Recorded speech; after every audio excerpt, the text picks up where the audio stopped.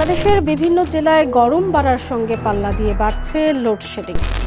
একদিকে ভাদ্র মাসের অসহনীয় গরম, অন্যদিকে তীব্র লোডশেডিং। আওয়ামী লীগ সরকার একের পর এক বিদ্যুৎ কেন্দ্র নির্মাণ করলেও সেগুলো চালানোর জন্য পর্যাপ্ত জ্বালানি সরবরাহ নিশ্চিত করেনি। লোডশেডিং এর মাত্রা বেড়ে গেছে। জ্বালানির আমদানি লোডশেডিং বেসরকারি বিদ্যুৎ কেন্দ্রগুলোর কাছে সরকারের বকেও বাড়ছে। ছোট বাচ্চা তার হোমওয়ার্ক করছে কিন্তু বিদ্যুৎ নেই, বাবা ওর শপে কাজ করছে কিন্তু বিদ্যুৎ নেই। সদ্য গ্রাজুয়েট করা ছেলেটা কোথাও চাকরি না পেয়ে বাধ্য হয়ে গার্মেন্টসে চাকরি করতে এসেছে কিন্তু বিদ্যুৎ নেই। বিদ্যুৎ আমাদের দৈনন্দিন জীবনের সব থেকে বড় চাহিদার একটি। বাচ্চা থেকে শুরু করে বুড়ো সবারই এই বিদ্যুতের প্রয়োজন, কিন্তু বিদ্যুৎ নেই। কেন এই বিদ্যুৎ নেই? কেন এত লোডশেডিং? আসেন জানার চেষ্টা করি। জ্বালানি সংকটে বিদ্যুৎ উৎপাদন প্রত্যাশিত মাত্রার চেয়ে কম হয় বাংলাদেশ জুড়ে বাড়ছে লোডশেডিং।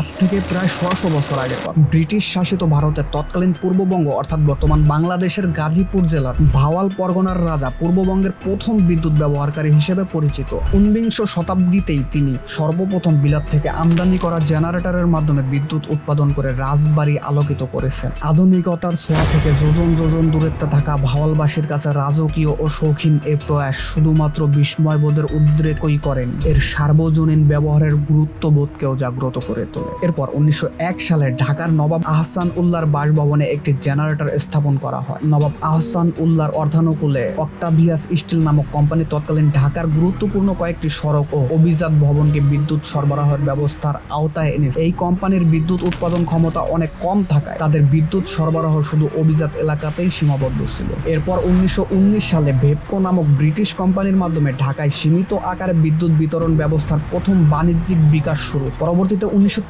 সালে ওই কোম্পানির ঢাকার পরিবাগে প্রায় ৬ মেগাওয়াট ক্ষমতা সম্পন্ন ধানমন্ডি পাওয়ার হাউস নির্মাণ করে বাণিজ্যিকভাবে বিদ্যুৎ বিতরণ শুরু করে। ঢাকার বিভিন্ন এলাকায় অভিজাত বাসিন্দারা ছিল এই বিদ্যুতের গ্রাহক, যা তাদের অভিজাত্যের মুকুটে সংযুক্ত করেছিল আরেকটি নতুন পালক। ১৯৪৭ সালে দেশভাগের পর তৎকালীন পূর্ব পাকিস্তানের বিদ্যুৎ উৎপাদন এবং বিতরণ ব্যবস্থা মাত্র কয়েকটি কোম্পানির হাতে সীমাবদ্ধ ছিল। তখন মাত্র ১৭টি প্রাদেশিক জেলা শহরে খুব সামান্য পরিমাণে বিদ্যুৎ সরবরাহ করা হতো। সে সময় জেনারেশন ভোল্টেজ ছিল মাত্র ৪০০ ভোল্ট। অধিকাংশ শহরে শুধু রাতেই বিদ্যুৎ সরবরাহ করা হতো, তবে ব্যতিক্রম ছিল ঢাকা শহর। তখন ঢাকায় ১৫০০ কিলোওয়াটের দুটি জেনারেটরের মাধ্যমে বিদ্যুৎ সরবরাহ করা হতো, আর জেনারেশন ভোল্টেজ ছিল ৬৬০০ ভোল্ট, যা ওই সময়ের সর্বোচ্চ ছিল। তখন কোনো দীর্ঘ ট্রান্সমিশন লাইনও ছিল না। এর পাশাপাশি কিছু শিল্প প্রতিষ্ঠান যেমন চা, চিনি ও বস্ত্র শিল্প এবং রেলওয়ে ওয়ার্কশপে বিদ্যুৎ উৎপাদন করত। এর মধ্যে উল্লেখযোগ্য ছিল Dhakeshwari cotton mills, Pahartali railway workshop, Saidpur railway workshop এবং চিনিকল।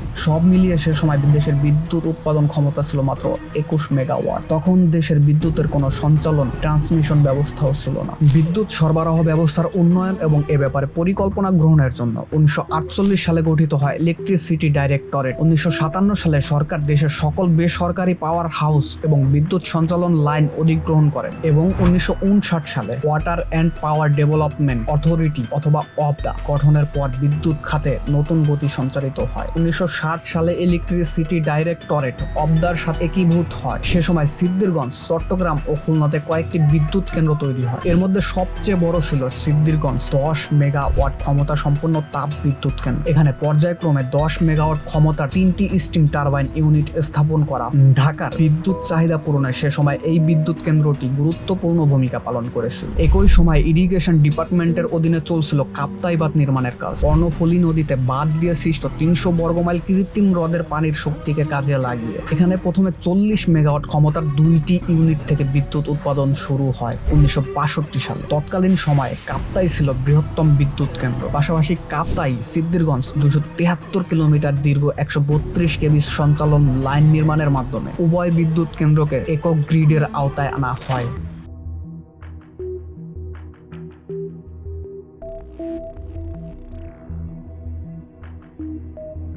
এরপর ১৯৭১ সাল দেশ স্বাধীন হলো।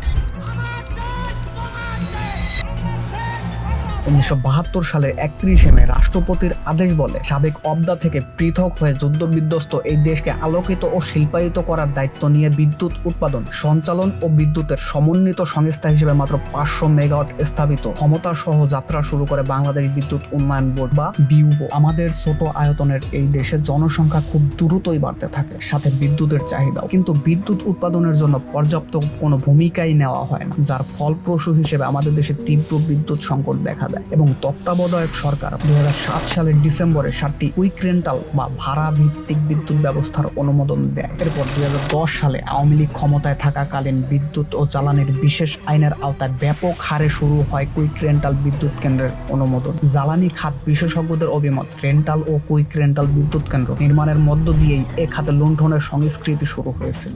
দেশের বিদ্যুৎ উৎপাদন সক্ষমতা এখন 28,166 মেগাওয়াট। এর মধ্যে বড় একটি অংশ রেন্টাল ও কুইক রেন্টাল বিদ্যুৎ কেন্দ্র। সংকটকালীন এসব ভাড়া ভিত্তিক কেন্দ্র অনুমোদন দেয়া হলেও প্রতিশ্রুত ছিল 2024 সালের মধ্যে সব বন্ধ করে দেয়া। তবে বিশেষজ্ঞদের নানা আপত্তি সত্ত্বেও নো ইলেকট্রিসিটি নো পেমেন্টের যুক্তি দেখিয়ে বছরের পর বছর নবায়ন করা হয়েছে।